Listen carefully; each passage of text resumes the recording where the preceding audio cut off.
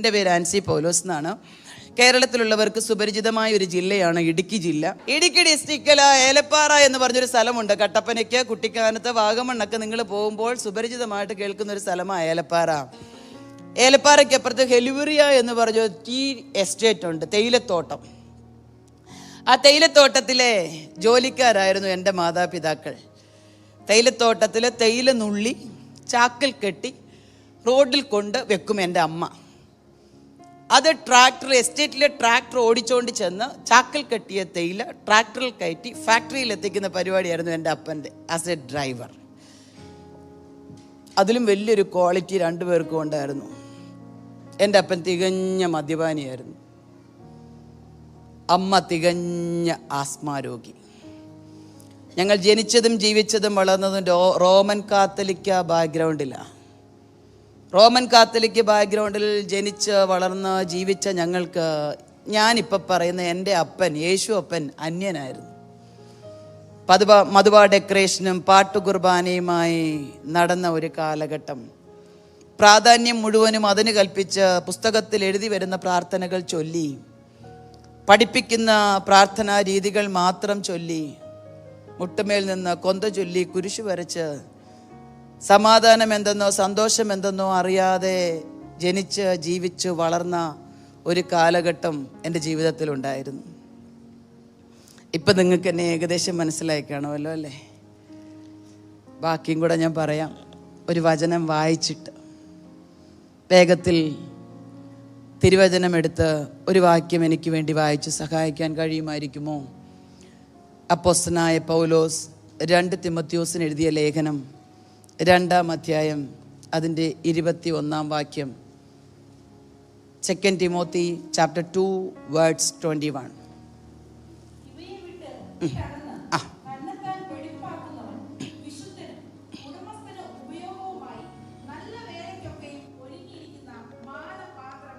മതി. നിങ്ങളോട് സംസാരിക്കാൻ യേശുവപ്പൻ എൻ്റെ ഹൃദയത്തിൽ തന്നൊരു വാക്യം, ഒരു സെൻറ്റൻസ്. ഉടമസ്ഥന് ഉപയോഗവുമായി നല്ല വേലയ്ക്കൊക്കെയും ഉതകുന്ന മാനപാത്രം. ഉടമസ്ഥന് ഉപയോഗമായി നല്ല വേലയ്ക്കൊക്കെയും ഉതകുന്ന മാനപാത്രം. അങ്ങനെ ഒരു മാനപാത്രമാകാൻ ആഗ്രഹിക്കുന്നവർ എത്ര പേരുണ്ട് ഇതിനകത്ത്? നിങ്ങൾ ഉയർത്തിയ കരം എൻ്റെ അപ്പൻ കണ്ടു കേട്ടോ. നിങ്ങൾ ഉയർത്തിയ കരം എൻ്റെ അപ്പൻ കണ്ടു കേട്ടോ. നിങ്ങൾ ഉയർത്തിയ കരം താഴ്ത്തിയിടാതെ നിങ്ങളെ കൊണ്ടു നടക്കാൻ എൻ്റെ അപ്പൻ തയ്യാറാ. ഉടമസ്ഥന് ഉപയോഗമുള്ള നല്ല വേലയ്ക്ക് ഉതകുന്ന മാനപാത്രമാക്കി നിങ്ങളെ പുറത്തെടുക്കാൻ എൻ്റെ ദൈവത്തിന് പദ്ധതിയുണ്ടെന്ന് പ്രാരംഭത്തിൽ തന്നെ ഒരു ദൂത് പറഞ്ഞിട്ട് ഞാൻ മുന്നോട്ട് പോകുക. ഉയർത്തിയ കരങ്ങളെ ദൈവം മാനിക്കും. Price the Lord. കാരാഗ്രഹത്തിൽ കിടന്നോണ്ടാ പുള്ളി പറയുന്നത്. അപ്പോസ്തലനായ പൗലോസ് തൻ്റെ രണ്ടാമത്തെ കാരാഗ്രഹവാസത്തിൽ നിജപുത്രനായ തിമോത്തിയോസിന് ലേഖനം എഴുതി ഉറപ്പിക്കുമ്പോൾ താൻ തൻ്റെ മരണത്തെ മുന്നിൽ കണ്ടുകൊണ്ടാണ് പറയുന്നത്. നമ്മളാരെങ്കിലും മരണത്തെ മുന്നിൽ കണ്ടുകൊണ്ട് എന്തെങ്കിലും പറയുമോ? എവിടെയെങ്കിലും വെന്റിലേറ്ററിൽ കൊണ്ട് സപ്പോർട്ട് ചെയ്ത് എന്നെ കുറച്ച് നാളോട് ജീവിപ്പിക്കാൻ പറയുമല്ലേ? പക്ഷെ പുള്ളിക്ക് അങ്ങനൊന്നും പറയാൻ തോന്നിയില്ല. പുള്ളി പറഞ്ഞൊരു വാക്കുണ്ട്, കാരണം പുള്ളിക്ക് ഒരു കോൺഫിഡൻസ് ഉണ്ട്. അദ്ദേഹം പറഞ്ഞൊരു വാക്ക്, ഞാൻ നല്ല പോർ പൊരുതു, ഞാൻ ഓട്ടം തികച്ചു, ഞാൻ വിശ്വാസം കാത്തു, ഇനി മരിച്ചാലും വേണ്ടില്ല, നീതിയുടെ കിരീടം എനിക്ക് അവിടെ വെച്ചിട്ടുണ്ട്. Price the Lord. ഇന്ന് എൻ്റെ അപ്പം വന്നാൽ എനിക്ക് വേണ്ടി ചിലത് അവിടെ ഒരുക്കിയിട്ടുണ്ടെന്ന് തൻ്റെ ഇടമുണ്ടോ നിങ്ങൾക്ക് പറയാൻ? ഇന്ന് എൻ്റെ അപ്പൻ വന്നു കഴിഞ്ഞാൽ അവനോടൊപ്പം ഞാൻ ഇവിടുന്ന് പറന്നുയരുമെന്ന് പറയാൻ തൻ്റെ ഇടമുണ്ടോ നിങ്ങൾക്ക് ഇന്ന് പകൽ? ദൈവമക്കളെ, ഇന്ന് പകൽ നിങ്ങൾക്ക് അങ്ങനെ ഒരു തൻ്റെ ഇടം വന്നില്ലെങ്കിൽ അതിനുവേണ്ടി ദൈവം ഇന്ന് പകൽ കൊണ്ടുവന്നിരിക്കുന്നത്. കരമടിച്ച് ദൈവത്തെ ഒന്ന് മഹത്വപ്പെടുത്തുക. ഹല്ലേലൂയ.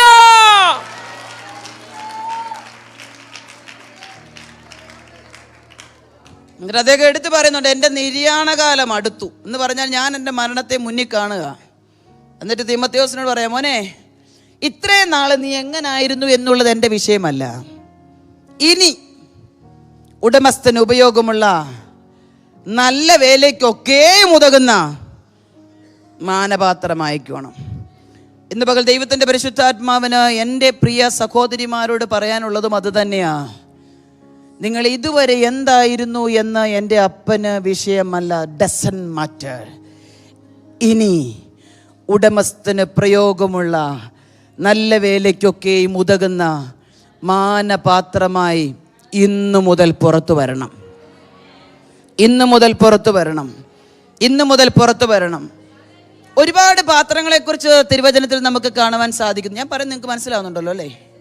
Praise the Lord.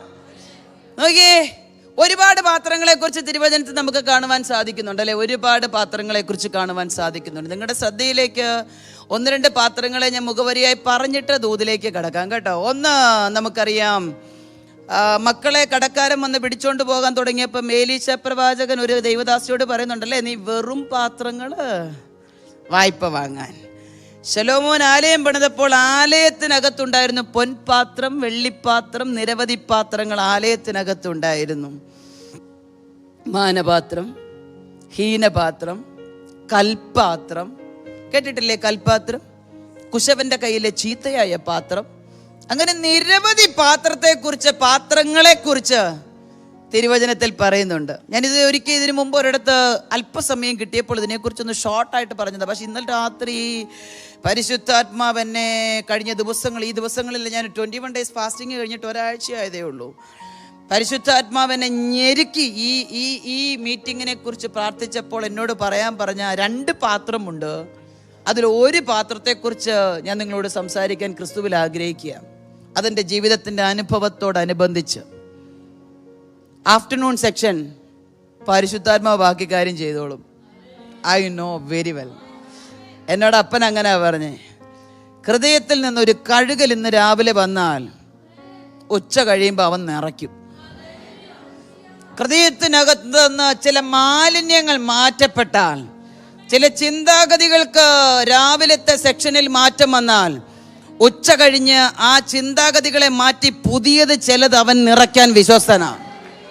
എൻ്റെ അപ്പൻ എന്നോട് പറഞ്ഞതൊന്നും ഇതുവരെ ചെയ്യാതിരുന്നിട്ടില്ല, ഇനിമേലും അങ്ങനെ തന്നെ. Price the Lord. ഞാൻ നിങ്ങളോട് പറയാൻ ആഗ്രഹിക്കുന്ന, പരിശുദ്ധാത്മാവ് എന്നെ പഠിപ്പിച്ച ഒരു പാത്രം കൽപാത്രമാണ്. കൽപാത്രം എന്ന് പറഞ്ഞപ്പോൾ പെട്ടെന്ന് റെഫറൻസ് നിങ്ങളുടെ മനസ്സിലേക്ക് വന്നു എന്ന് എനിക്കറിയാം. നിങ്ങളെല്ലാവരും വചനത്തിൽ വളരെ പ്രാവീണ്യമുള്ളവരാണ്. എങ്കിൽ പോലും ഒരു ശുശ്രൂഷക എന്ന നിലയിൽ എനിക്ക് പറയാതിരിക്കാൻ സാധിക്കത്തില്ലല്ലോ. യോഹന്നാന്റെ സുവിശേഷം 2-ാം അധ്യായത്തിൻ്റെ 5, 6, 7 വാക്യത്തിലാണ് കൽപാത്രത്തെക്കുറിച്ച് നമുക്ക് കാണുവാൻ സാധിക്കുന്നത്. വാക്യം ഇങ്ങനെയാണ്: യഹൂദന്മാരുടെ ശുദ്ധീകരണ നിയമം അനുസരിച്ച് 2-3 പറ വീതം കൊള്ളുന്ന 6 കൽപാത്രം അവിടെ ഉണ്ടായിരുന്നു. യേശു ശിഷ്യന്മാരോട് അതിൽ വെള്ളം നിറപ്പീൻ എന്ന് പറഞ്ഞു. അവർ വക്കോളവും നിറച്ചു. കോരി വിരുന്നുവാഴിക്ക് കൊണ്ടു കൊടുപ്പീൻ എന്ന് പറഞ്ഞു. Price the Lord. കൽപാത്രത്തിനെ കുറിച്ച് കർത്താവിൻ്റെ ആദ്യത്തെ അത്ഭുതമായ കാനാവിലെ കല്യാണം നമുക്കെല്ലാവർക്കും സുപരിചിതമായ ഭാഗമാണ്. നമ്മുടെ പിള്ളേരെ വരെ നമ്മൾ പഠിപ്പിക്കാറുണ്ട് അല്ലേ, സൺഡേ സ്കൂളിൽ. അപ്പോൾ അവിടെ ഉപയോഗിച്ച ഒരു കൽപാത്രം, അതിൻ്റെ മേക്കിംഗ് ആൻഡ് പ്രിപ്പറേഷൻ, അതെന്നെ കർത്താവ് ഇരുത്തി അങ്ങ് പഠിപ്പിച്ചു.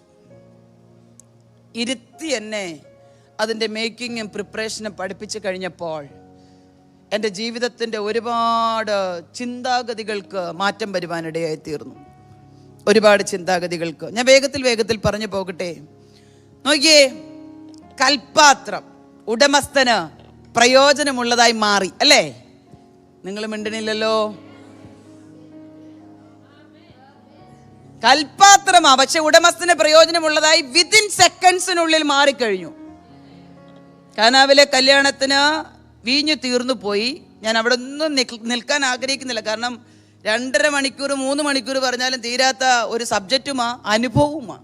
വേഗത്തിൽ എനിക്ക് വൈൻഡപ്പ് ചെയ്യണം തന്ന സമയത്തിനുള്ളിൽ. അപ്പോൾ വീഞ്ഞു തീർന്നു പോയി. യേശുവിൻ്റെ അമ്മ വന്ന് യേശുവിനോടും ശിഷ്യന്മാരോടും പറഞ്ഞു, വീഞ്ഞു തീർന്നു പോയി. ഉടനെ കർത്താവ് പറഞ്ഞു, നിനക്ക് എന്നാ കാര്യം? സ്ത്രീയെ എനിക്കും നിനക്കും തമ്മിൽ എന്ത് എന്ന് ചോദിച്ചപ്പോൾ നമ്മൾ പലരും ഓർക്കും, യേശുപ്പച്ചൻ ഒരു റെസ്പെക്റ്റും ഇല്ലാതെയാ സ്വന്തം അമ്മയോട് സംസാരിച്ചത്. അങ്ങനെ ചിന്തിക്കുന്നവരുണ്ടോ ഇതിനകത്ത്? അങ്ങനെ ചിന്തിക്കല്ലോ കേട്ടോ. യഹൂദന്മാരുടെ നിയമം അനുസരിച്ച് സ്ത്രീയെ എന്ന് വിളിക്കുന്ന വളരെ റെസ്പെക്ട്ഫുൾ ആയിട്ടുള്ള മീനിങ്, മഹിള രത്നമേ എന്ന് വിളിക്കുന്നതിന് അർത്ഥമാണ്. ചരിത്രം പഠിക്കുമ്പോഴേ നമുക്കറിയത്തുള്ളൂ. ആ റെസ്പെക്റ്റീവ്, അവരുടെ ആ വ്യക്തിത്വത്തെ റെസ്പെക്റ്റ് ചെയ്യുന്ന വേർഡാ സ്ത്രീയെ എന്ന് പറയുന്നത്. എൻ്റെ നാഴിക ഇതുവരെ വന്നിട്ടില്ല എന്ന് പറഞ്ഞപ്പോഴും അമ്മ ശിഷ്യന്മാരോട് പറയാ, കർത്താവ് ഇങ്ങനെയാ, എടാ അവൻ എന്നോട് അങ്ങനെയാ ചോദിച്ചാ എന്നെങ്കിലും ചെയ്യ്, നമ്മുടെ ഭാഷ, നാടൻ ഭാഷ. അങ്ങനെ പറഞ്ഞില്ല. അമ്മയോടനെ പറയാം, അവൻ എന്തെങ്കിലും കൽപ്പിച്ചാൽ, ഇന്ന് കൽപ്പിച്ചാൽ ചെയ്യാൻ തയ്യാറാണെങ്കിൽ കർത്താവ് ചിലതൊക്കെ കൽപ്പിക്കും. കൽപ്പിക്കുന്നത് ചെയ്യാൻ നമ്മൾ വില്ലിങ് ആണെങ്കിൽ കർത്താവ് ചിലതൊക്കെ കൽപ്പിക്കും, സംശയമില്ല. ഇതൊക്കെ പറഞ്ഞിട്ട് അത് കഴിഞ്ഞപ്പോഴേ കർത്താവ് അമ്മ അങ്ങ് പോയി. കർത്താവ് നോക്കിയപ്പം 2-3 പറ വീതം കൊള്ളുന്ന അളവാണ്, 2 പറ 3 പറ വീതം കൊള്ളുന്ന 6 പാത്രം എടുത്തു പറയുന്നുണ്ട്. 6 കൽപ്പാത്രം ഉണ്ടായിരുന്നു. അളവ് പറയുന്നുണ്ട് 2 പറ 3 പറ വീതം കൊള്ളുന്ന 6 കൽപ്പാത്രം. കിടക്കുന്നത് എവിടെയാ? യഹൂദന്മാരുടെ ശുദ്ധീകരണ നിയമം അനുസരിച്ച് ഭവനത്തിന് വെളിയിൽ. എന്താ ശുദ്ധീകരണം? യഹൂദന്മാരുടെ ഭവനത്തിൽ ഏതെങ്കിലും ഫംഗ്ഷൻ നടക്കുകയോ അല്ലെങ്കിൽ ഭവനത്തിനകത്തേക്ക് പ്രവേശിക്കുകയോ ചെയ്യുന്നതിന് മുമ്പ് ചെരുപ്പ് ഊരി മാറ്റി കാല് കഴുകി വരയ്ക്കകത്ത് കയറുക ഒരു നിയമമായിരുന്നു, ഒരു രീതിയായിരുന്നു അവരുടേത്. അപ്പൊ വരുന്ന ഗസ്റ്റിന് കാല് കഴുകാനുള്ള, ചെരുപ്പ് ഊരിയിടാനുള്ള സ്ഥലത്താ എന്തിരുന്നത്? ഒറ്റ വാക്കി പറഞ്ഞ ചെരുപ്പുകളുടെ ഇടയിൽ ആ കൽപ്പാത്രം ഇരുന്ന്. അപ്പൊ കാല് കഴുകാൻ എന്തായാലും ആരും ഭയങ്കര പ്യൂരിഫൈഡ് ഡ്രിങ്കിങ് വാട്ടർ ഒന്നും ഉപയോഗിക്കത്തില്ലല്ലോ. അതിനകത്തിരുന്നതോ വെറും റോ വാട്ടർ. നിങ്ങൾ അതൊന്ന് ഭാവനയിൽ കാണണം. ഞാൻ നിങ്ങൾക്ക് ശരിക്കും മനസ്സിലാകത്തക്ക രീതിയിലാണ് പറയുന്നത്, എൻ്റെ ഒരു വിശ്വാസം. അപ്പം നിങ്ങളൊന്ന് ഭാവനയിൽ കണ്ടേ, 2-3 പറ വീതം കൊള്ളുന്ന 6 പാത്രം അടുക്കി വെച്ചിരിക്കുക. ആരും ചെരുപ്പ് ചവിട്ടി തെറിപ്പിച്ച് കളയാതിരിക്കാൻ പാത്രത്തിൻ്റെ അപ്പുറത്ത് ചെരുപ്പിട്ടവരും ഉണ്ട്. നമ്മളങ്ങനല്ലേ, എല്ലാവരും ചെരുപ്പ് ചവിട്ടി തെറിപ്പിക്കാതിരിക്കാൻ സേഫ് ആക്കുന്നു. ആരും ഇടാത്തിടത്തിട്ടവരുണ്ട്, മുട്ടിയിട്ടവരുണ്ട്. കാരണം ദൂരെ ഇട്ടിട്ട് കാല് കഴുകുമ്പോൾ കാല് പിന്നെ കയറുമ്പോൾ മണ്ണ് പറ്റൂല, അപ്പൊ അടുത്തിരുന്നാൽ കുഴപ്പമില്ലെന്നും പറഞ്ഞ് ഇടുന്നവരുണ്ട്. നിങ്ങളുടെ ചിരി കാണുമ്പോൾ എനിക്കറിയാം നിങ്ങൾ മനസ്സിലാകുന്നുണ്ടെന്ന്. അപ്പം ഈ കൽപ്പാത്രത്തിന് ചുറ്റും നിറച്ചും ചെരുപ്പുകളാ. കല്യാണ വീടല്ലേ, നിറച്ചും ചെരുപ്പുകൾ ഇങ്ങനെ കിടക്കുക. ഈ ചെരുപ്പെല്ലാം ഉണങ്ങിക്കിടക്കുകയല്ല, കാല് കഴുകുന്ന വെള്ളം വീണതെല്ലാം കൂടെ നനഞ്ഞ് കുഴഞ്ഞ് ചെളിയായിട്ട് കിടക്കുക. നിങ്ങൾ ശ്രദ്ധിക്കണം കേട്ടോ. ഈ കൽപ്പാത്രം കണ്ടോണ്ടാ യേശുപ്പച്ചൻ അതിലോട്ടാ ഒന്ന് സൂക്ഷിച്ച് നോക്കിയ. കണ്ണു തുറന്നപ്പോ ആദ്യം കണ്ടത് അതാ. കർത്താവ് ഓർത്തു, ചില പാരമ്പര്യത്തെ ഇന്ന്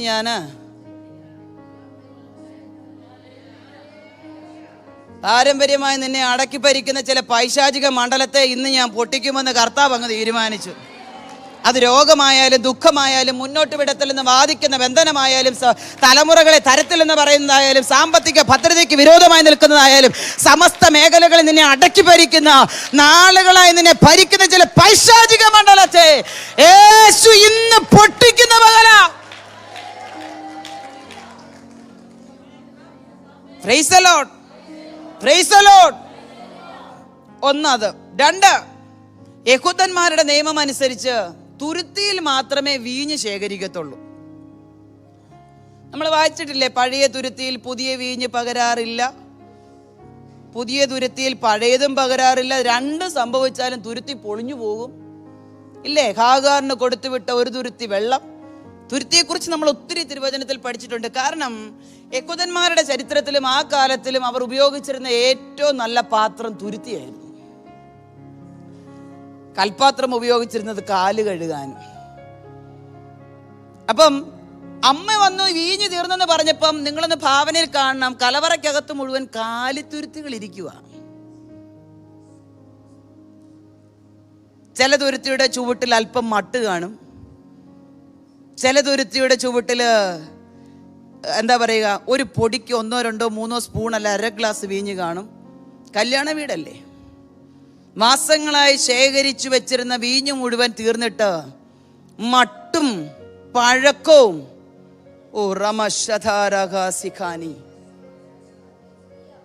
പാരമ്പര്യം പറഞ്ഞിരിക്കുന്ന കുറെ കാലി തുരുത്തികൾ ഇരിക്കുക കലവറയ്ക്കകത്ത് നിറഞ്ഞു. അപ്പോഴാ അമ്മ വന്ന് പറയുന്ന, കംപ്ലീറ്റ് തീർന്നു കുഞ്ഞേ, അതിനകത്ത് കാലി തുരുത്തികളെ ഉള്ളൂ, നിറവുള്ളത് ഒന്നുമില്ല, നീ എന്തെങ്കിലും ചെയ്തേ പറ്റത്തുള്ളെന്ന്. നീ കാലിയായിട്ടിരിക്കുവാന്നൊരു ഫീലിങ്സ് നിന്റെ അകത്തളത്തിൽ ഭരിക്കുന്നുണ്ടെങ്കിൽ ഇന്ന് പകൽ സ്വർഗം ചിലത് ചെയ്തേ വിടത്തുള്ളൂ കേട്ടോ. Price the Lord. ഈ കാലിയായിട്ടിരിക്കുന്ന തുരുത്തികളെല്ലാം അകത്ത് നിറഞ്ഞിരിക്കുക. അത് മാറ്റാൻ പറ്റത്തില്ല. പാരമ്പര്യം അതാ. കലവറയ്ക്കകത്ത് തുരുത്തിയേ ഇരിക്കൂ. പാരമ്പര്യമാ. അതിനെയും കർത്താവ് ചില മിനിറ്റുകൾ കഴിയുമ്പോൾ പൊട്ടിക്കുക. ഈ രണ്ട് കാര്യം പറഞ്ഞിട്ട് ഞാൻ വേഗത്തിൽ എൻ്റെ അനുഭവത്തിലേക്കൊന്ന് വരട്ടെ. Praise the Lord. മധുവാ ഡെക്കറേഷനും പാട്ടുകുർബാനയുമായിട്ട് നടക്കുന്ന ഒരു കാലം, അപ്പന് കിട്ടുന്ന സാലറി മുഴുവനും കുടിച്ചും അമ്മയ്ക്ക് കിട്ടുന്ന സാലറി മുഴുവൻ ആശുപത്രിയിലും കൊടുത്ത് കഴിഞ്ഞിരുന്ന ഒരു കാലഘട്ടത്തിൽ ഭക്ഷണത്തിന് വകയില്ലാതെ അലഞ്ഞു നടന്ന മക്കൾ ഞങ്ങൾ 3 പേർ. അതിൽ മൂത്തത് ഞാൻ. സമാധാനമെന്ന് പറഞ്ഞത് ഭവനത്തിനകത്തില്ല. സ്വന്തമെന്ന് പറയാൻ ഒന്നുമില്ല. എസ്റ്റേറ്റുകാർ പണി കഴിപ്പിച്ച് തന്ന ഒറ്റമുറി ലൈൻസിൽ കുടിച്ച് മതോന്മത്തനായി തരിമ്പ് വെളിവില്ലാതെ കയറി വരുന്ന പിതാവും ഒരു ശ്വാസം നന്നായി എടുക്കാൻ കഴിവില്ലാത്ത മാതാവിൻ്റെയും ഇടയിൽ ഭക്ഷണത്തിനോ വസ്ത്രത്തിനോ വകയില്ലാതെ ഇരുന്നും കിടന്നും മാറിയും ഇരുന്ന കരഞ്ഞ മക്കൾ 3 പേര്. ഒരല്പം ഭക്ഷണത്തിന് വേണ്ടി എൻ്റെ ബാല്യത്തിൽ 7-ലധികം വീടുകൾ ഞാൻ കയറി ഇറങ്ങിയിട്ടുണ്ട്. എസ്റ്റേറ്റിലെ തോട്ടം തൊഴിലാളികൾ കൊളുത്തു നുള്ളാൻ വരുന്ന തമിഴ്നാട്ടിൽ നിന്ന് കുടിയേറി പാർത്ത ഒരുപാട് കുടുംബങ്ങൾ മുട്ടിമുട്ടി താമസിക്കുന്നത് കൊണ്ട് ദാരിദ്ര്യം വിളയാടുമ്പോൾ സഹിക്കവയ്യാതെ ഒരു നേരത്തെ ഭക്ഷണത്തിന് കയറിയിറങ്ങിയ കാലഘട്ടം എൻ്റെ ജീവിതത്തിലുണ്ട്. ഒരു വർഷം സ്കൂളിലിടാൻ ഒരു യൂണിഫോം വാങ്ങിച്ചു തരുന്നത് സകല ഫംഗ്ഷനും വിടും. എപ്പോൾ ചർച്ചിൽ പോയാലും വിടും, എപ്പോൾ സ്കൂളിൽ പോയാലും വിടും. എല്ലാ കുട്ടികളും മനോഹരമായ ഡ്രസ്സ് ധരിച്ച് നല്ല ഭക്ഷണം കഴിച്ച് നന്നായി സന്തോഷത്തോടെ പോകുമ്പോൾ അവരുടെ മുമ്പിൽ പ്രത്യക്ഷപ്പെടാൻ പോലും മടിച്ച് മാറി നടന്നും തേയിലത്തോട്ടത്തിനുള്ളിൽ, തേയിലക്കാടിനുള്ളിൽ അവർ കടന്നു പോകുന്നത് വരെ ഒളിച്ചിരുന്ന ഒരു കാലഘട്ടം ഞങ്ങളുടെ ജീവിതത്തിൽ ഉണ്ടായിരുന്നു. ഇന്നും എനിക്കത് പറയുമ്പോൾ ഒത്തിരി വിഷമമാണ്. ഇന്നും എനിക്കത് പറയുമ്പോൾ ഒരുപാട് വേദനയാണ്. കാരണം സാഹചര്യത്തിൻ്റെ നടുവിൽ നഷ്ടപ്പെട്ടു പോയെന്ന് ഒരു മനുഷ്യൻ്റെ സഹായമോ ഒരു മനുഷ്യൻ്റെ ആർദ്രതയോ ഒരു മനുഷ്യൻ്റെ വാക്കുകൾ കൊണ്ടുള്ളൊരു താങ്ങലോ ഒരു കരുതലോ ഞങ്ങളുടെ ജീവിതത്തിൽ ഒട്ടും വെളിപ്പെടാതിരുന്നൊരു കാലഘട്ടം. എൻ്റെ അമ്മയുടെ സഹോദരന്മാരെല്ലാവരും, എൻ്റെ പിതാവിൻ്റെ ഭവനക്കാരെല്ലാവരും അത്യാവശ്യം നല്ല രീതിയിൽ ജീവിക്കുന്നവരാ. പക്ഷെ ആരും വരത്തില്ല. വന്നാൽ ഞങ്ങളെ സഹായിക്കണമെന്ന് ഓർത്ത്. എന്നാൽ ഞങ്ങൾ അവരുടെ വീട്ടിൽ ചെന്നാലോ വേട്ടപ്പട്ടിയെ ആട്ടി ഓടിക്കുന്നത് പോലെ അവരുണ്ടാക്കുന്ന ഭക്ഷണത്തിൻ്റെ ഒരു വീതം ഞങ്ങൾക്ക് തരണമെന്നോർത്ത്, അവർ വാങ്ങിച്ചു വച്ചിരിക്കുന്ന ഡ്രസ്സിൻ്റെ ഒരു കഷ്ണം ഞങ്ങൾക്ക് തരണമെന്നോർത്ത് വേട്ടപ്പട്ടിയെ ആട്ടിപ്പായിക്കുന്നത് പോലെ ഓടിച്ചു വിട്ട കാലഘട്ടങ്ങൾ ഞങ്ങളുടെ ജീവിതത്തിലുണ്ട്. കരഞ്ഞ് നിലവിളിച്ച് മരണത്തെ മുഖാമുഖമായി കണ്ട് ശ്വാസമെടുക്കാൻ നിവൃത്തിയില്ലാതിരിക്കുന്ന അമ്മയോട് മാത്രമേ സങ്കടം പറയാൻ പറ്റത്തുള്ളൂ. കാരണം പിതാവ് ബോധമില്ലാതെയാ ഭവനത്തിൽ വരുന്നത്. അമ്മയോട് സങ്കടം പറയുമ്പോൾ അമ്മ ഓടി ഞങ്ങളോട് പെട്ടെന്ന് പറയും, മക്കളെ ശ്വാസം എടുക്കാൻ പറ്റത്തില്ല. പറയാൻ വരുന്ന സെന്റൻസ് എന്താണെന്ന് എനിക്കറിയത്തില്ല. പലപ്പോഴും പറയാൻ വരുന്നത് ഉള്ളിൽ ഒതുക്കി കരയുന്ന ഒരു അമ്മേനെ 1000 വട്ടം ഞാൻ കണ്ടിട്ടുണ്ട്. ഒരിക്കൽ സ്കൂളിൽ പോയിട്ട് മടങ്ങി വന്ന സമയത്ത് അമ്മ ഞങ്ങളോട് പറഞ്ഞു, ഇനി നമ്മൾ വേണ്ട കേട്ടോ, ഇനി നമ്മൾ വേണ്ട. ഉടനെ പെട്ടെന്ന് എൻ്റെ ആങ്ങളെ ചാടി കയറി ചോദിച്ചാ എന്നെ അമ്മ അങ്ങനെ പറഞ്ഞേ. അമ്മ പറഞ്ഞു, നിങ്ങൾ വിശപ്പ് കൊണ്ട് അലയുന്നത് എനിക്ക് കാണാൻ വയ്യ. വസ്ത്രം ധരിക്കാൻ നിങ്ങൾക്ക് വാങ്ങിച്ചു തരാൻ നിവൃത്തിയില്ലാത്തത്, മറ്റു കുട്ടികളുടെ ഒപ്പം നിങ്ങൾക്ക് നടക്കാൻ പറ്റാത്തത്, നിങ്ങൾ അവഹേളിക്കപ്പെടുന്നത് എനിക്ക് കാണാൻ പറ്റില്ല. അതുകൊണ്ട് ഞാനൊന്ന് തീരുമാനിച്ചു, നിങ്ങളെ 3 പേരെയും കൊന്നുകളഞ്ഞ് ഞാനും അങ്ങ് മരിക്കാം. കാരണം എൻ്റെ ഈ രോഗം മാറത്തില്ല, ഞാൻ സൗഖ്യമാകത്തില്ല, ഞാൻ റിക്കവർ ആകത്തില്ല, എനിക്കൊരു സ്വസ്ഥത ഒരിക്കലും ഉണ്ടാകത്തില്ല, എനിക്ക് ആരോഗ്യം വന്നിട്ട് എനിക്ക് നിങ്ങളെ നോക്കാൻ പറ്റത്തില്ല എന്ന് പറഞ്ഞ് ഞങ്ങളെ കൊല്ലുവാൻ, അല്ലെങ്കിൽ അമ്മയും സ്വയം മരിച്ച് ഞങ്ങളെ കൊന്നുകളയുവാൻ തീരുമാനിച്ചിരുന്ന സമയം പെട്ടെന്ന് എൻ്റെ സഹോദരൻ ചാടിക്കേറി അമ്മയോട് പറഞ്ഞു, ഞങ്ങളെ കൊല്ലല്ലേ അമ്മേ.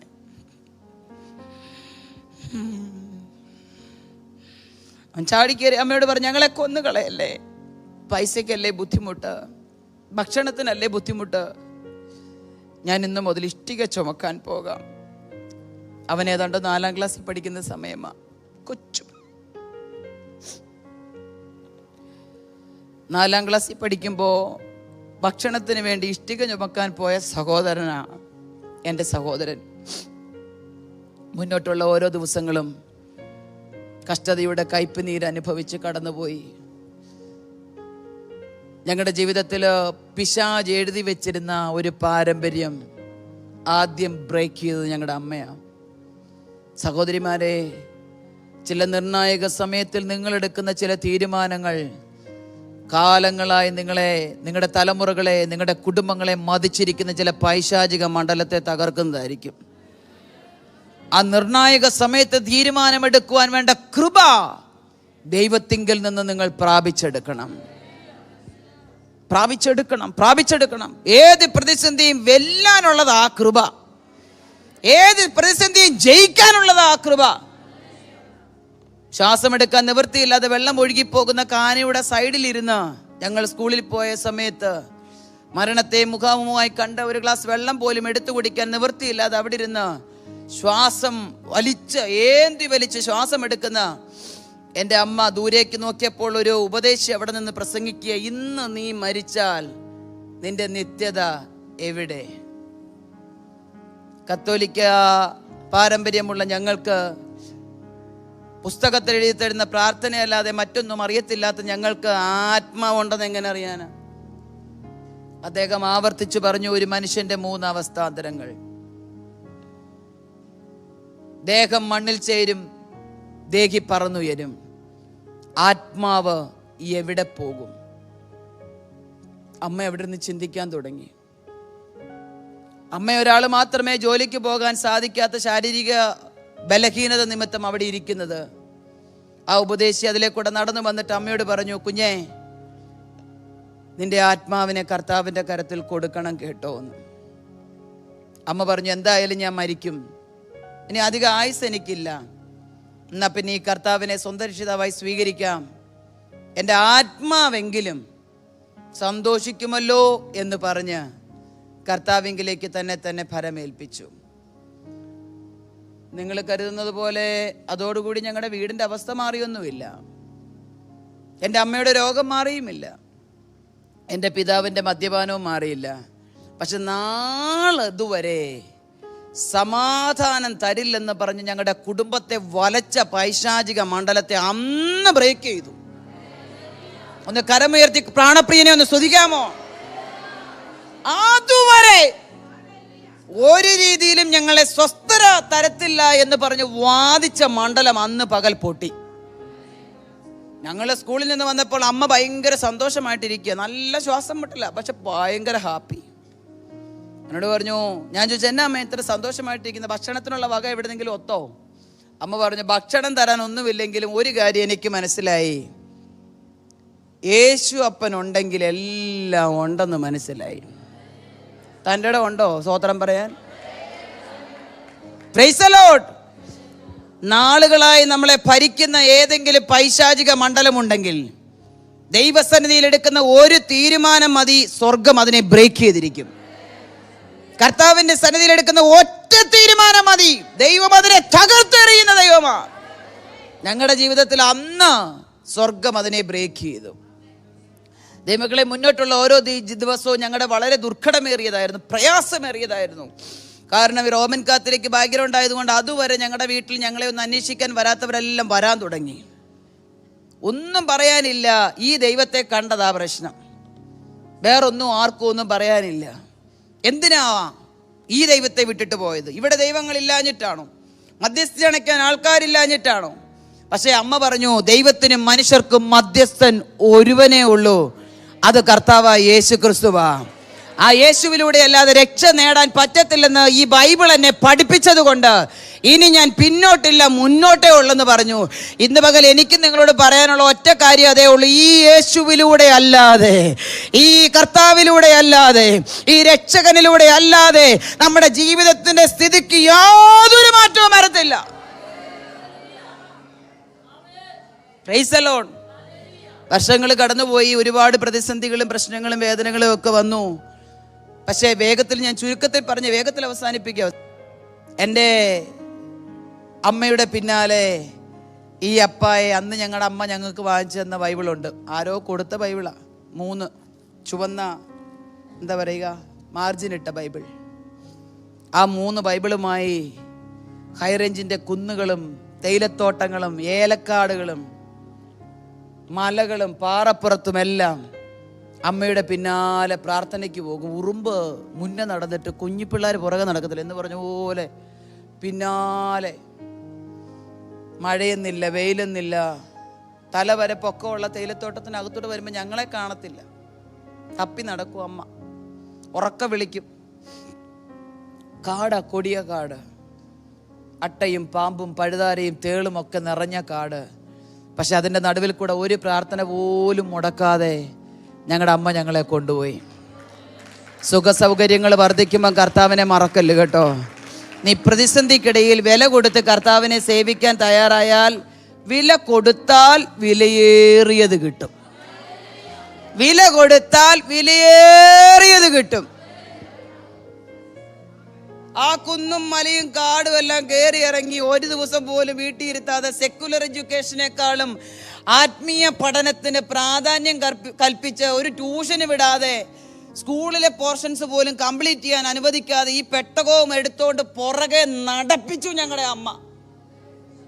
അതിന്റെ ഫലം എന്താണെന്നറിയാമോ? ഞങ്ങളെക്കുറിച്ച് ഓർത്ത് ഒരിക്കൽ പോലും ഞങ്ങളുടെ അമ്മയ്ക്ക് കരയേണ്ട വന്നിട്ടില്ല. നിങ്ങൾ ഹല്ലേലൂയ പറയത്തില്ലേ? ഞാൻ പറയും hallelujah. Praise the Lord. Secular എഡ്യൂക്കേഷന്റെ പേരും പറഞ്ഞ് പിള്ളേരെ പ്രാർത്ഥനയ്ക്ക് കൊണ്ടുവരാതിരിക്കരുത്.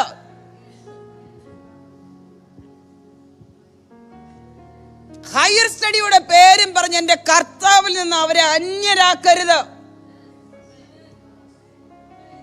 ജീവിതത്തിന്റെ ഏത് സ്ഥാനങ്ങളിലും 1-ാം സ്ഥാനം നിങ്ങൾ കർത്താവിന് കൊടുക്കണം. അത് കണ്ട് നിങ്ങളുടെ മക്കളും കൊടുത്തോളും. ഓ, കർത്താവ് ചെയ്യുമെന്ന്, അപ്പൻ നടത്തുമെന്ന്, ഒരു കുറവുമില്ലാതെ നടത്തും. എൻ്റെ ജീവിതത്തിന്റെ അനുഭവമാണ് ഞാൻ ഇന്ന് പകൽ നിങ്ങളോട് പറയുന്നത്.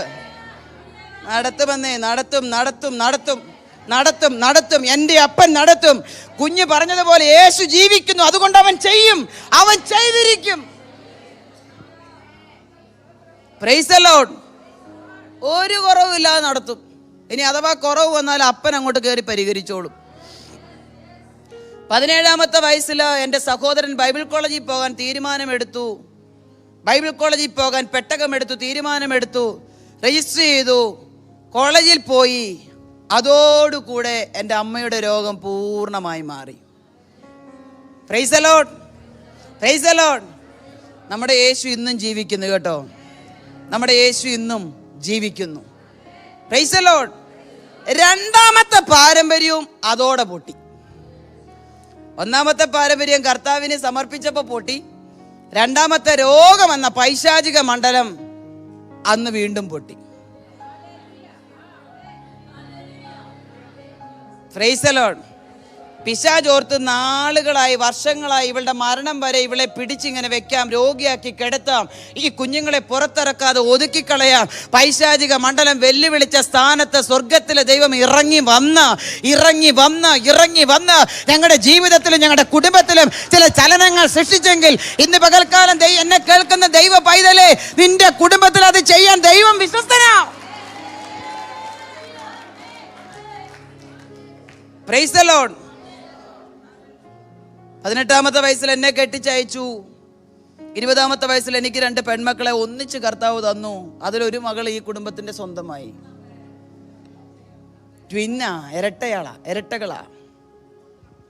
Price the Lord. അവളുടെ പിതാവ് മരിച്ച സമയത്ത് അവൾ അവിടെ ഈ ചർച്ചിലൊന്ന് വന്നായിരുന്നു. അവളെ മെന്റലി ഫ്രഷ് ആക്കാൻ എൻ്റെ അനിയൻ ഈ ചർച്ചിൽ പ്രസംഗിക്കാൻ വന്നപ്പോൾ കൊണ്ടുവന്നതാ. 2ാമത് അവൾ അവളുടെ സ്വന്തമായിട്ട് വീട്ടിൽ വന്ന് കയറുന്നത്. ഇതൊരു കുടുംബമാണല്ലോ. Price the Lord. ദൈവമക്കളെ, 2003 ഛത്തീസ്ഗഡിലെ ആദിവാസികളുടെ ഇടയിൽ കർത്താവിന്റെ വേല ചെയ്യാൻ നിയോഗം കിട്ടി എൻ്റെ പ്രിയപ്പെട്ടവൻ കടന്നുപോയി.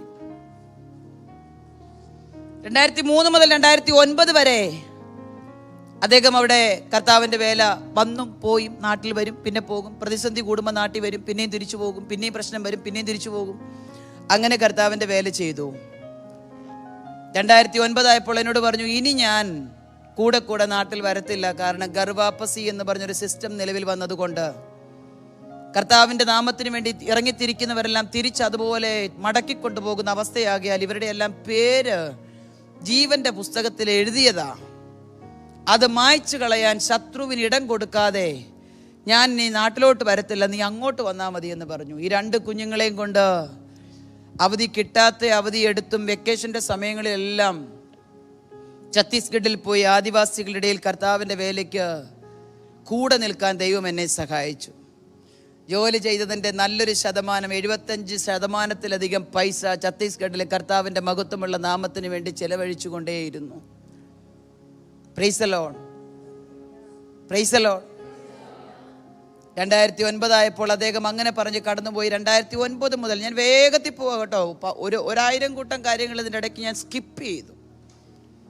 2009 മുതൽ 2014 വരെ ഞങ്ങൾ അങ്ങോട്ട് പോയി. ഗ്രാമങ്ങൾ 35-40 കിലോമീറ്റർ സൈക്കിളിൻ്റെ പുറകിലിരുന്ന് എൻ്റെ പ്രിയപ്പെട്ടവൻ സൈക്കിൾ ചവിട്ടി ഗ്രാമങ്ങൾക്കുള്ളിൽ പോയി മൂപ്പന്മാരോടും ആദിവാസികളോടും സുവിശേഷം പറഞ്ഞ് ഒരുപാട് പേരെ എൻ്റെ അപ്പയുടെ കയ്യിലേക്ക് പിടിച്ചു കൊടുക്കാൻ ദൈവം ഭാഗ്യം തന്നു. ഇഷ്ടം പോലെ വാങ്ങിച്ചു കെട്ടിയിട്ടുണ്ട്. തോക്കിൻ്റെ പാത്തിക്ക് അടിച്ച് എൻ്റെ നട്ടലിൻ്റെ L3, L4, L5 ബോണൊക്കെ തകർത്ത് കളഞ്ഞിട്ടുണ്ട് അവർ. ഒരു രാത്രി മുഴുവനും വെള്ളത്തിൽ മുങ്ങിയിരിക്കേണ്ട അവസ്ഥ ഞങ്ങൾക്ക് വന്നിട്ടുണ്ട്. അതും ജനുവരി മാസത്തെ കൊടിയ തണുപ്പത്ത്. തലാബിനകത്ത് പ്രാണരക്ഷാർത്ഥം ചാടി ഇറങ്ങിയതാ. പക്ഷെ വെള്ളത്തിൽ ചാടുന്ന കണ്ടുകൊണ്ട് അവർ കരയ്ക്ക് തീ കൂട്ടി കരയെ കുത്തിയിരുന്നു. എപ്പോൾ കയറി വന്നാലും റെഡിയാക്കാമെന്ന് പറഞ്ഞ് അവർ പോകുന്നത് വരെ സത്യത്തിൽ അപ്പ ഇറങ്ങി വന്ന് താങ്ങുമായിരുന്നു. ഒരു കപ്പ് തണുത്ത വെള്ളം ദേഹത്തൊഴിക്കാൻ പറ്റത്തില്ലാത്ത കൊടിയ തണുപ്പാ ജനുവരി ഡിസംബർ മാസങ്ങളിൽ. ഒരു രാത്രി മുഴുവൻ അത്രയും തണുത്തുറഞ്ഞു കിടക്കുന്ന വെള്ളത്തിൽ ഇരിക്കേണ്ട വന്നു. രാവിലെ കയറാൻ പറ്റത്തില്ലായിരുന്നു. ഇവർ പോയെന്ന് കണ്ടപ്പോൾ വെട്ടം വന്നപ്പോൾ ഇവർ പോയപ്പോൾ ഞങ്ങൾക്ക് വെള്ളത്തിൽ നിന്ന് കയറാൻ പറ്റത്തില്ലായിരുന്നു. മരവിച്ചു പോയി കൈകാലുകൾ. 100 കുടുംബത്തിന് ഒരു ഗ്രാമത്തലവൻ എന്ന രീതിയിൽ ഇവിടെ മൂപ്പന്മാരുടെ കാല് പിടിച്ച് ഞാൻ കരഞ്ഞിട്ടുണ്ട്. ആ കട്ടിലിൻ്റെ ചുവട്ടിൽ കെട്ടിയിരിക്കുന്ന എൻ്റെ ഭർത്താവിനെ, കെട്ടിയിട്ടിരിക്കുന്ന എൻ്റെ ഭർത്താവിനെ ഒന്ന് അഴിച്ചു വിടാമോ എന്ന് ചോദിച്ച് എൻ്റെ പ്രാണപ്രിയന് വേണ്ടി, എന്നെ വീണ്ടെടുത്തവന് വേണ്ടി, എനിക്ക് വേണ്ടി മരിച്ചവന് വേണ്ടി ഒരുപാട് കാര്യങ്ങൾ അപ്പൻ എനിക്ക് ചെയ്തതിൻ്റെ 1000-1 ആവില്ല എങ്കിൽ പോലും ഒരുപാട് കാര്യങ്ങൾ നോർത്ത് ഇന്ത്യയുടെ മണ്ണിൽ ചെയ്യാൻ ദൈവം ഭാഗ്യം തന്നു. നല്ലൊരു റെപ്യൂട്ടഡ് ഹോസ്പിറ്റലിൽ സ്റ്റാഫ് നഴ്സായി നെഫ്രോളജി ഡിപ്പാർട്ട്മെൻറ്റിൽ ജോലി ചെയ്തുകൊണ്ടിരുന്ന ഞാൻ 2014 ഒരു ഫാസ്റ്റിങ്ങിൻ്റെ സമയത്ത് എന്നോട് ദൈവത്തിൻ്റെ പരിശുദ്ധാത്മാവ് പറഞ്ഞു, നിനക്ക് തന്ന ബ്രാക്കറ്റ് പീരീഡ് കഴിഞ്ഞു, ഇനി എൻ്റെ വേലയ്ക്ക് വേണ്ടി ഇറങ്ങിത്തിരിക്കാൻ പറഞ്ഞു. 9ാം ക്ലാസ്സിൽ പഠിച്ചുകൊണ്ടിരുന്നപ്പോൾ ഒരു കുഞ്ഞുഞ്ഞമ്മ എന്ന് പറഞ്ഞൊരു അമ്മച്ചി എൻ്റെ അമ്മയുടെ തോളിൽ തട്ടിയിട്ട് ചോദിച്ചു, ദൈവത്തിൻ്റെ പരിശുദ്ധാത്മാവ് നിന്നോട് ചോദിക്കുന്നു, നീ എനിക്ക് വേണ്ടി എന്ത് തരും? ദാരിദ്ര്യത്തിൻ്റെ പടുകുഴിയിൽ കൂടി നീന്തിക്കയറി വന്ന ഞങ്ങൾക്ക് യേശുവിന് കൊടുക്കാൻ ഒന്നും ഉണ്ടായിരുന്നില്ല. അന്ന് രാത്രി 12:30, 1 മണി, 2 മണിയോടടുത്ത സമയത്തെല്ലാം അമ്മ കരയുക. ഞാൻ എഴുന്നേറ്റ് അമ്മയുടെ പുറം തിരുമ്പുന്നുണ്ടോ? ശാരീരിക സൗഖ്യമില്ലാത്തത് കൊണ്ടാണോ? തരിമ്പ് വെളിവില്ലാതെ കിടക്കുന്ന പിതാവിന് ഇതൊന്നും മനസ്സിലാവുന്നില്ല. മൂത്ത മകളായി എനിക്ക് ആദ്യ എൻ്റെ അമ്മ പോയി കഴിഞ്ഞാൽ പിന്നെ ഞങ്ങൾക്ക് ആരുമില്ല. കൂടെ അമ്മയെ തട്ടി എന്നാ കരയുന്നേ എന്ന് ചോദിക്കുന്നുണ്ടായിരുന്നു. മറുപടി ഒന്നും അമ്മ പറഞ്ഞില്ല. പിറ്റേ ദിവസം ആലയത്തിൽ ചെന്നപ്പോൾ അതേ അമ്മച്ചി അതേ ട്യൂണിൽ അമ്മച്ചി എൻ്റെ അമ്മയോട് പറഞ്ഞു, നീ തന്നതിനെ ഞാൻ സ്വീകരിച്ചിരിക്കുന്നു. നീ തന്നതിനെ ഞാൻ സ്വീകരിച്ചിരിക്കുന്നു എന്ന് പറഞ്ഞപ്പോൾ ഞാനും എൻ്റെ സഹോദരനും മുഖത്തോട് മുഖം നോക്കി. എന്തുവാ ഞങ്ങളറിയാതെ യേശുപ്പച്ചനെ കൊടുത്തേ? 2014 ദൈവത്തിൻ്റെ പരിശുദ്ധാത്മാവിൽ ഒരു ദൈവദാസൻ എന്നോട് ദൂത് പറഞ്ഞു, നീ 9ാം ക്ലാസ്സിൽ പഠിച്ച രാത്രിയിൽ നിന്റെ അമ്മ നിന്നെ 3 പേരെയും എനിക്ക് വേണ്ടി തന്നതാ. ഞാൻ നിന്റെ ജീവിതത്തിൽ ഒരു ബ്രാക്കറ്റ് പീരീഡ് തന്നതാ, അത് കഴിഞ്ഞു. ഇനി നീ എൻ്റെ വേലയ്ക്ക് വേണ്ടി ഇറങ്ങിത്തിരിക്കണമെന്ന്. അന്ന് അമ്മ ഞങ്ങളെ സമർപ്പിച്ചതിൻ്റെ പേരിൽ ഞാൻ അമ്മയോട് പറഞ്ഞിട്ടുണ്ട്, എവിടെയെങ്കിലും പഠിച്ചൊരു ജോലി വാങ്ങിച്ച് വയറ് നിറച്ചും ഒരു നേരത്തെ ഭക്ഷണം കഴിക്കാമല്ലോ എന്ന് ഞാൻ ചിന്തിച്ചിരുന്നപ്പോഴാണോ ദൈവവേലയ്ക്ക് കൊടുത്തേ സമർപ്പിച്ചേ എന്ന് ഞാൻ എൻ്റെ അമ്മയോട് ചോദിച്ചതാ. പക്ഷെ എൻ്റെ അമ്മ കൊടുത്തതിനെ എൻ്റെ അപ്പൻ 2 കൈ നീട്ടി അങ്ങ് സ്വീകരിച്ചു.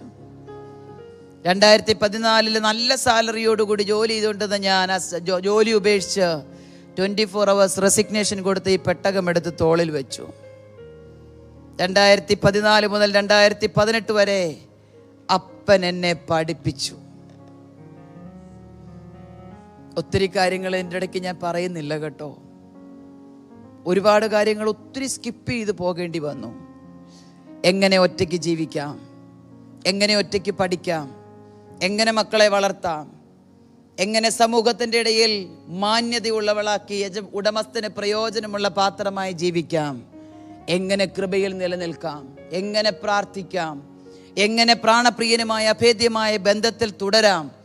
അങ്ങനെ ഒരുപാട് കാര്യങ്ങൾ 4 വർഷം കൊണ്ട് എന്നെ എൻ്റെ അപ്പൻ പഠിപ്പിച്ചു. 4 വർഷം പൂർത്തിയായപ്പോൾ അപ്പൻ ഓർത്തും തോന്നുന്നു എൻ്റെ പഠിത്തം പൂർത്തിയായെന്ന്. എന്നെ കൊണ്ട് ഇനി തനിയെ എല്ലാം സാധിക്കുമെന്ന് എൻ്റെ പ്രാണപ്രിയന് തോന്നിയിട്ടാവാം സുവിശേഷ വിരോധികൾ പ്ലാൻ ചെയ്ത് നടത്തിയ ഒരു ആക്സിഡൻറ്റിൽ എൻ്റെ പ്രിയപ്പെട്ടവൻ്റെ തലയിൽ കൂടെ വണ്ടി കയറ്റിവിട്ട് അവർ അദ്ദേഹത്തെ ഭൂമിയിൽ നിന്ന് തുടച്ചു മാറ്റി. 18 വയസ്സ് പ്രായമുള്ള 2 പെൺമക്കളുമായി പിന്നീടുള്ള വർഷങ്ങൾ. കൽപ്പാത്രത്തിലേക്ക് വരട്ടെ. ഞാൻ എങ്ങനാ കൽപ്പാത്രമുണ്ടായേ?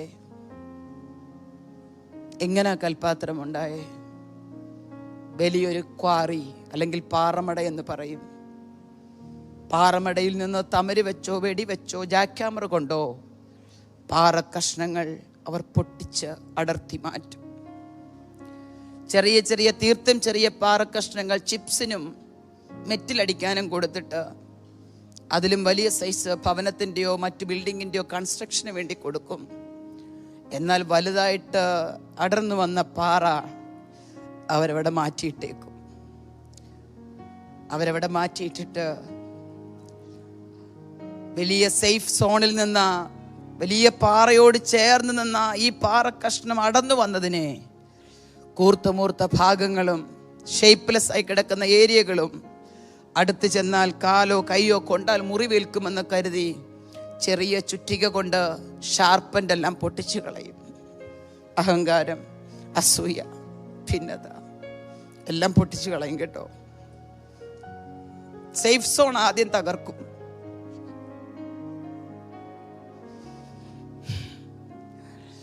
വലിയ പാറയോട് ചേർന്ന് നീ നിൽക്കുമ്പോ, നല്ല ജോലിയിൽ നീ നിൽക്കുമ്പോ, നല്ല കുടുംബ പശ്ചാത്തലത്തിൽ നിൽക്കുമ്പോ, നല്ല സ്നേഹിതരുമായി നീ ബന്ധപ്പെട്ട് നിൽക്കുമ്പോ, നിന്നെ സഹായിക്കാനും കരുതാനും 1000 പേർ നിന്റെ പിന്നാലെ ഉള്ളപ്പം, നിന്റെ മാതാപിതാക്കൾക്കും നിന്റെ സഹോദരങ്ങൾക്കും നീ നെഞ്ചിനോട് ചേർത്ത് വെക്കുന്ന വ്യക്തിയായിരിക്കുമ്പം എൻ്റെ അപ്പന് നിന്നെ പണിയാൻ പറ്റത്തില്ല.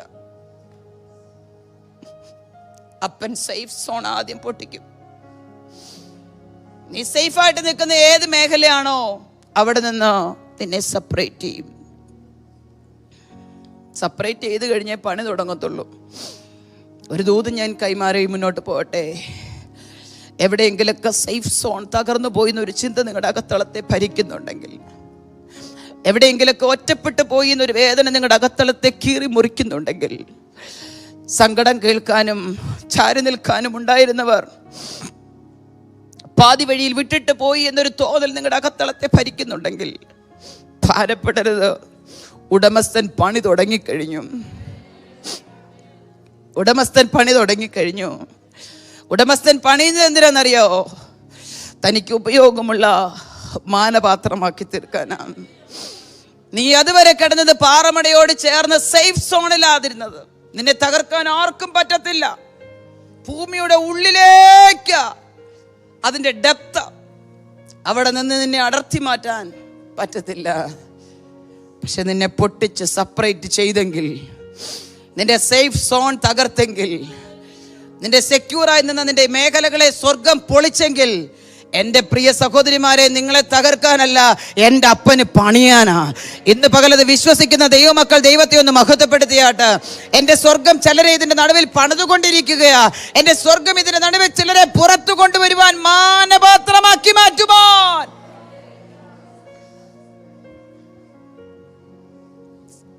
പറയാൻ ഒത്തിരി ഉണ്ടല്ലേ. സങ്കടം കേൾക്കാൻ ആരുമില്ല, കൂടെ വരാൻ ആരുമില്ല, ആരെയും ആശ്രയിക്കുന്ന ഇഷ്ടമല്ല. എൻ്റെ പ്രിയപ്പെട്ടവരുണ്ടായിരുന്നെങ്കിൽ, എൻ്റെ മാതാപിതാക്കൾ ഉണ്ടായിരുന്നെങ്കിൽ, ഹൃദയം കൊടുത്ത് സ്നേഹിച്ച എൻ്റെ പ്രിയപ്പെട്ടവരുണ്ടായിരുന്നെങ്കിൽ, എൻ്റെ മക്കൾ എൻ്റെ അടുത്തുണ്ടായിരുന്നെങ്കിൽ, ഞാൻ ഒരു ദോഷവും ചെയ്യാതെ പല സേഫ് സോണുകളും എൻ്റെ പൊട്ടിപ്പോയല്ലോ. ഹൃദയവേദനയോടെ അപ്പനോട് പരാതി പറയുന്നെങ്കിൽ ആ പരാതിക്കൊരു മറുപടി ഞാൻ പറയാം. അത് നിങ്ങളെ തകർക്കാനല്ല. അപ്പൻ ഉപയോഗിക്കുന്ന പാത്രമായി മാറണമെങ്കിൽ സേഫ് സോണിൽ നിന്ന് നീ സെപ്പറേറ്റ് ആയേ പറ്റത്തുള്ളൂ. അടർത്തി മാറ്റിയ പാറ ബാക്കിയെല്ലാം പണിക്ക് വേണ്ടി പലരെ ഏൽപ്പിച്ചു.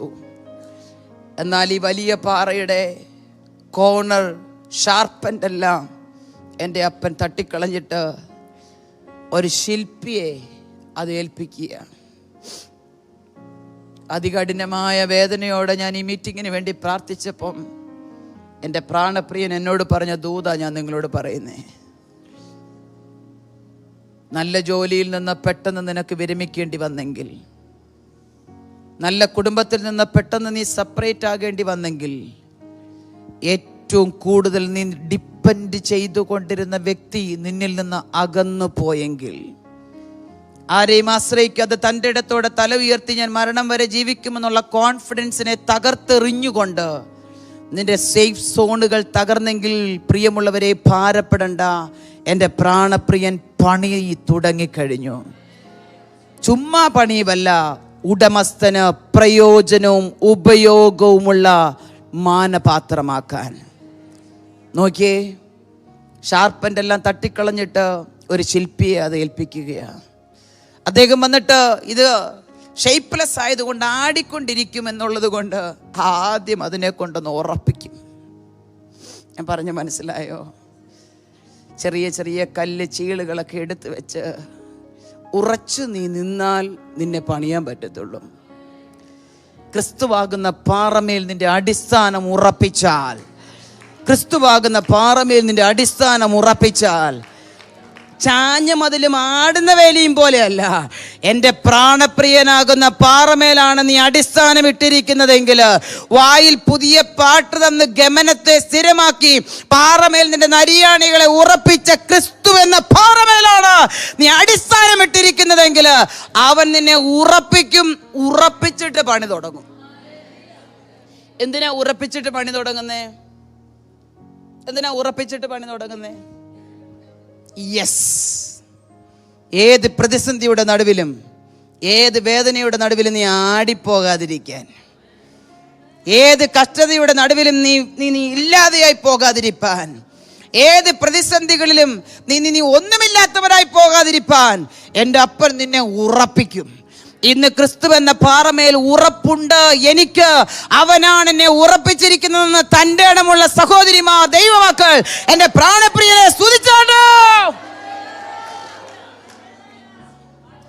ഓഹോ, ആ ഉറപ്പാ എന്നെ ഇന്ന് ഇവിടെ നിർത്തിയിരിക്കുന്നത്. എൻ്റെ പ്രിയപ്പെട്ടവൻ ഈ ഭൂമിയിൽ നിന്ന് മാറ്റപ്പെട്ടപ്പോൾ സകല വ്യക്തി ജീവിതങ്ങളും, എന്നെ അറിയാവുന്ന സകല വ്യക്തി ജീവിതങ്ങളും, എൻ്റെ പ്രിയപ്പെട്ടവർ ഉൾപ്പെടെ, എൻ്റെ കൂട്ടുകാരുൾപ്പെടെ, എൻ്റെ ജോലി സ്ഥാപനത്തിൽ ഞാൻ ജോലി ചെയ്തവർ ഉൾപ്പെടെ, ശുശ്രൂഷ മുഖത്തുള്ളവർ ഉൾപ്പെടെ, ഞങ്ങളുടെ സഭയിലെ പല വിശ്വാസികൾ ഉൾപ്പെടെ സകലരും പറഞ്ഞു, ആൻസി പൗലോസും മക്കളും തീർന്നു. സകലരും പറഞ്ഞു, ആൻസി പൗലോസും മക്കളും തീർന്നു. ഞങ്ങളുടെ കുടുംബത്തിൽ ഒന്ന് രണ്ട് പ്രിയപ്പെട്ടവനോട് പറഞ്ഞു, നീ കുടിയൻ്റെ മകളാ. എൻ്റെ പേര് ഞാനതാ പറഞ്ഞ, ദൈവം പേര് മാറ്റിയെന്നു. ഞങ്ങളെ വിളിച്ചിരുന്ന പേരാ കുടിയൻ്റെ മക്കൾ. കുടിയൻ്റെ മക്കളായിട്ട് ജീവിച്ചിരുന്നപ്പോൾ പോലും ഇല്ലാത്ത കഠിന വേദനയാണല്ലോ ഇപ്പോൾ നിന്റെ ജീവിതത്തിൽ വന്നത്. നീ എങ്ങനെ മുന്നോട്ട് ജീവിക്കുമെന്ന് ഞങ്ങൾക്ക് കാണണം എന്ന് പറഞ്ഞു. ഇങ്ങനെ ഞാൻ പറഞ്ഞു, കാട്ടിക്കിടന്നവനെ വിളിച്ച് നാട്ടിക്കൊണ്ടുവന്ന് അർഹതയില്ലാത്ത വലിയ അർഹത യോഗ്യതയും പറയാനുള്ള ചേട്ടന്മാരുടെ നടുവിൽ വെച്ച് അഭിഷേക തൈലം തലയൊഴിച്ച് കാട്ടിക്കിടന്നവനെ നാട്ടിലെ രാജാവാക്കിയ അപ്പനാ എൻ്റെ അപ്പൻ.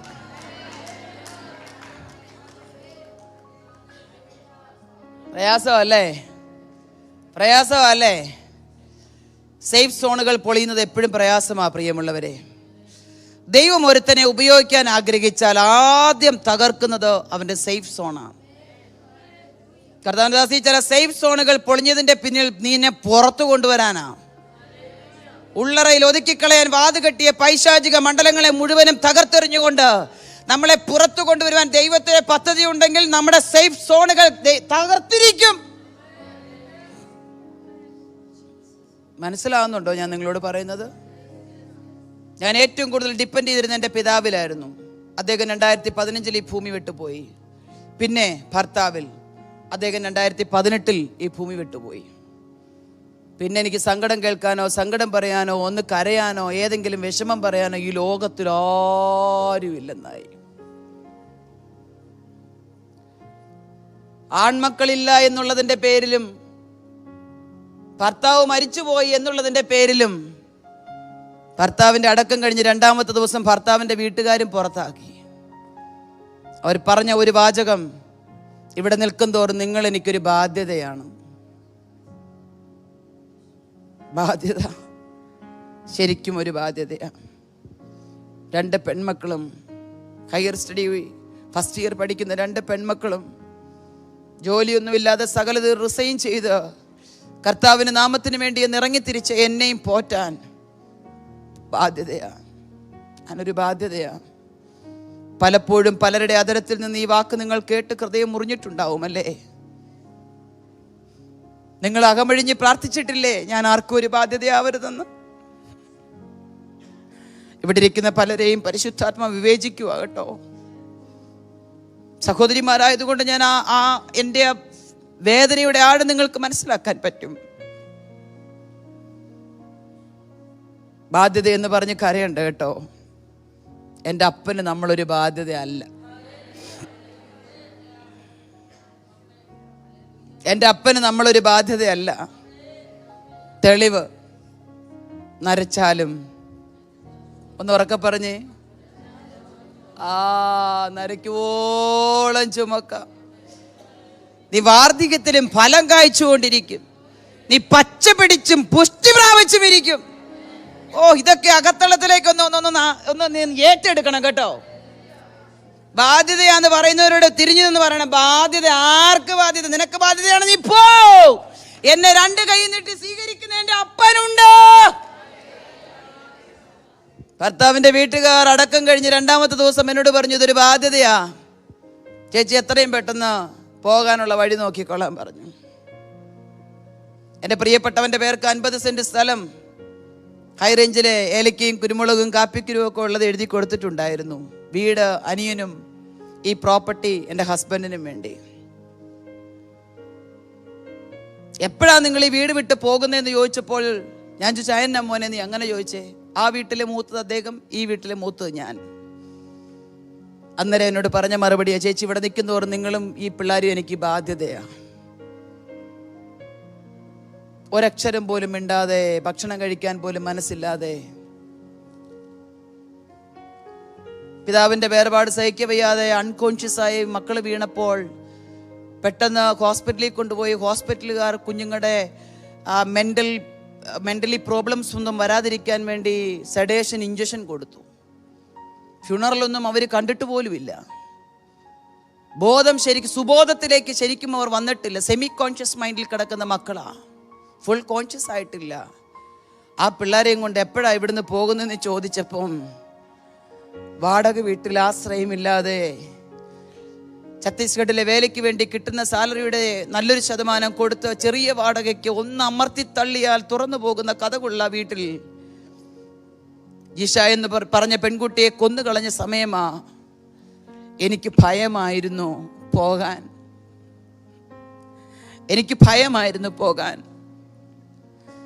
ഈ എന്നെ ഉപദ്രവിച്ചിട്ട് എൻ്റെ പെൺമക്കളെ അവരാരെങ്കിലും ഉപദ്രവിക്കും. All Kerala wholesale vegetable market കുണ്ടന്നൂരുണ്ട്. അതിൻ്റെ പുറകിലുള്ള ഒരു വീട്ടിലാണ് ഞങ്ങൾ താമസിച്ചിരുന്നത്. ആ നോർത്ത് ഇന്ത്യക്കാരായ ആൾക്കാർക്ക് മുഴുവൻ അറിയാം എൻ്റെ പ്രിയപ്പെട്ടവൻ ഈ ഭൂമിയിൽ നിന്ന് മാറ്റപ്പെട്ടു പോയെന്ന്. അതറിഞ്ഞുകൊണ്ട് ഞങ്ങൾ 3 സ്ത്രീകൾ മാത്രമേ വീട്ടിലുള്ളൂ എന്ന് കരുതി ഉപദ്രവിക്കുമോ എന്ന് ഭയന്ന് നെഞ്ചുരുകി ഞാൻ എൻ്റെ മുറിക്കകത്തേക്ക് കയറിപ്പോയി. ചെന്ന് നോക്കിയപ്പോൾ സെമി കോൺഷ്യസ് മൈൻഡിൽ കിടക്കുന്ന 2 മക്കൾ. എല്ലാവരും ഉറങ്ങാൻ കാത്തിരുന്നു. അന്ന് രാത്രി 12 മണിയോടെ അടുത്ത സമയത്ത് ഈ കുഞ്ഞുങ്ങളെ എടുത്ത് മടിയിൽ വെച്ച് ഞാൻ എൻ്റെ പ്രാണപ്രിയനോട് അലറിക്കരഞ്ഞിട്ട് ചോദിച്ചു, എൻ്റെ സേഫ് സോൺ മുഴുവൻ തകർന്നു പോയി അപ്പാ. എനിക്കിപ്പോൾ ആശ്രയിക്കാൻ ഒരു ജോലിയില്ല, ഒരു ഭർത്താവില്ല, ഒരു പിതാവില്ല, സ്നേഹിതരില്ല, പെന്തക്കോസ്തലായതിന്റെ പേരിൽ ബന്ധുക്കളില്ല. ആകെ ഉണ്ടായിരുന്ന ഭർത്താവിന്റെ വീട്ടിൽ ചില ദിവസങ്ങളെങ്കിലും നിൽക്കാമെന്നുള്ള ഒരു ആഗ്രഹം അകത്തളത്തിൽ ഉണ്ടായിരുന്നെങ്കിലും അവർക്കും ഞാനൊരു ബാധ്യതയായി. 2014 ജോലി വിട്ടിട്ട് അങ്ങയുടെ പെട്ടകമെടുക്കാൻ അങ്ങ് എന്നോട് പറഞ്ഞതുപോലെ ഇന്ന് രാത്രി എന്നോട് സംസാരിക്കണമെന്ന് പറഞ്ഞ് എത്ര മണിക്കൂർ ഇരുന്ന് കരഞ്ഞു എന്നെനിക്കറിയില്ല. അന്ന് രാത്രി അപ്പൻ എന്നോട് പറഞ്ഞു, ഞാൻ നിന്റെ പരിചയം അതിമഹത്തായ പ്രതിഫലവുമാണ്. ഇന്ന് രാത്രി ഞാൻ നിന്റെ വലങ്കരത്തിൽ പിടിക്കുകയാ. ഇനി ഒരിക്കലും തിരിഞ്ഞു നോക്കുവാൻ ഇടവരാത്ത വിധത്തിൽ നിന്നെ നടത്തുന്നത് ഞാനായിരിക്കുമെന്ന് പറഞ്ഞ് പ്രാണപ്രിയന്റെ ശബ്ദം ഒരു വ്യക്തി എന്നോട് പറയുന്നത് പോലെ എൻ്റെ കർണപുടങ്ങളിൽ പതിക്കുവാനിടയായി തീർന്നു. പിറ്റേ ദിവസം രാവിലെ മക്കളെയും കൂട്ടി പോകാൻ ഇറങ്ങിയപ്പോൾ എൻ്റെ ഭർത്തൃ സഹോദരനോട് പറഞ്ഞു, ചേച്ചി 1 മിനിറ്റ് കൂടെ നിൽക്കുക, 1 മിനിറ്റ് കൂടെ നിൽക്കുക. ഞാൻ ചോദിച്ചു, എന്നാ മോനെ? ചേട്ടൻ എഴുതി കൊടുത്ത 50 സെന്റ് സ്ഥലത്തിൻ്റെ പേപ്പർ, സ്ഥലം എപ്പം ഞാൻ ആവശ്യപ്പെട്ടാലും തിരികെ എഴുതി തരാമെന്ന് പറഞ്ഞ് ഇതിലോട്ടൊരു സൈനും കൂടി ഇട്ടിട്ട് പോയിക്കൊള്ളാൻ പറഞ്ഞു. 1 മിനിറ്റത്തേക്ക് ഞാൻ സ്റ്റക്കായി.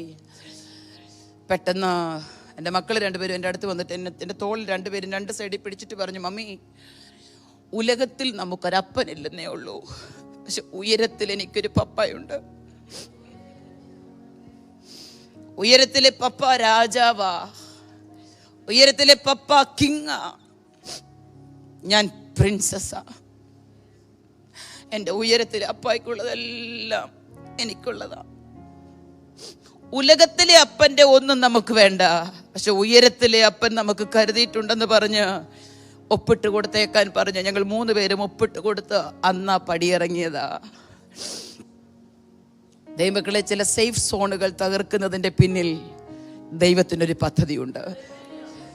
പക്ഷെ ആ പദ്ധതിയുടെ ആഴത്തെക്കുറിച്ച് എനിക്ക് അന്നൊന്നും മനസ്സിലാക്കാൻ പറ്റിയില്ല. പിന്നീടുള്ള 6 വർഷങ്ങൾ, ഇന്ന് നിങ്ങളുടെ മുമ്പിൽ നിൽക്കുന്ന സമയമാകുമ്പോൾ ഏതാണ്ട് 6 വർഷവും 1 മാസവും കഷ്ടിച്ചായതേ ഉള്ളൂ, 1 മാസമായില്ല. പക്ഷേ എനിക്ക് നല്ല ഉറപ്പുണ്ട്, എൻ്റെ സേഫ് സോൺ തകർത്ത് എന്നെ ഒരിടത്ത് ഉറപ്പിച്ച് നിർത്തിയതിൻ്റെ പിന്നിൽ അപ്പൻ പണി തുടങ്ങാനായിരുന്നു എന്നുള്ളത് പയ്യെ എനിക്ക് മനസ്സിലായത്. ആ പണിയുടെ പൂർത്തീകരണം എന്ന വണ്ണം ഇപ്പോഴും പണിതുകൊണ്ടേയിരിക്കുക, ഇപ്പോഴും പണിതുകൊണ്ടേയിരിക്കുക. എനിക്ക് തന്നിരിക്കുന്ന സമയം തീർന്നു. ബാക്കി ദൈവം അനുവദിച്ചാൽ ഉച്ച കഴിഞ്ഞ സെക്ഷനിൽ ഞാൻ നിങ്ങളോട് പറയാം.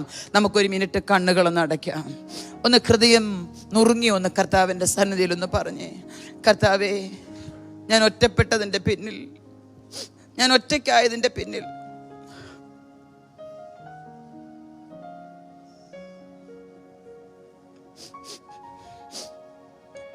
എൻ്റെ പല സേഫ് സോണുകളും തകർന്നതിൻ്റെ പിന്നിൽ ഞാൻ ഓർത്തു അപ്പായ്ക്ക് എന്നോട് സ്നേഹമില്ലാത്തത് കൊണ്ടാണെന്ന്.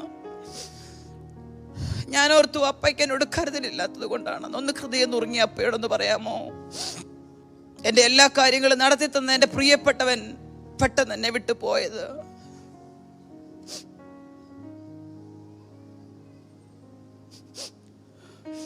കൺമണി പോലെ നോക്കിക്കൊള്ളാമെന്ന് പറഞ്ഞ മക്കൾ പോലും സാഹചര്യങ്ങളുടെ പേരിൽ അകന്നു പോയത്.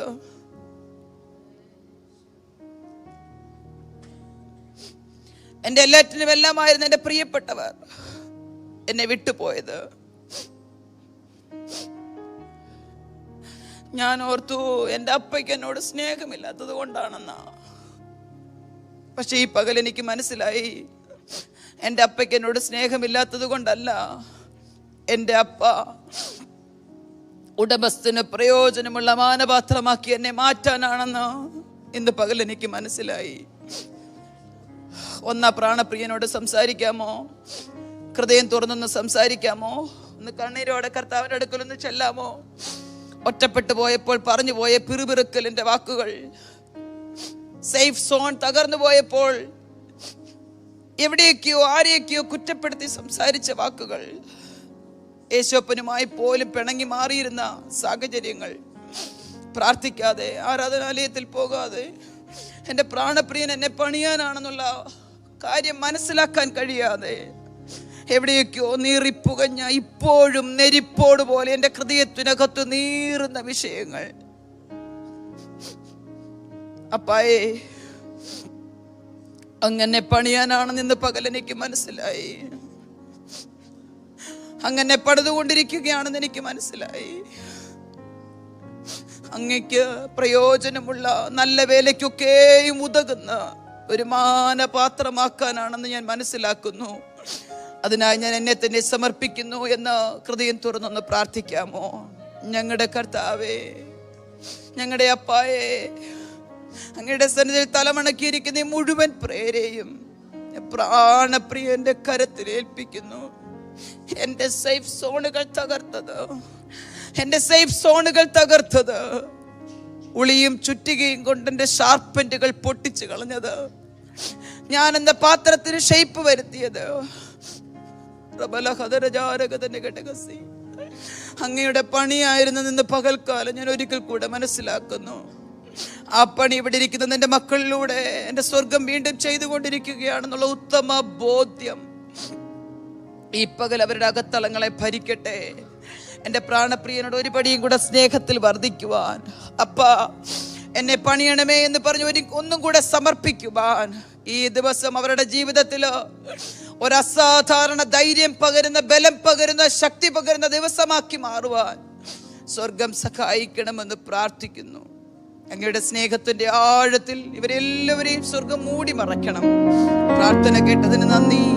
യേശുവിന്റെ നാമത്തിൽ തന്നെ.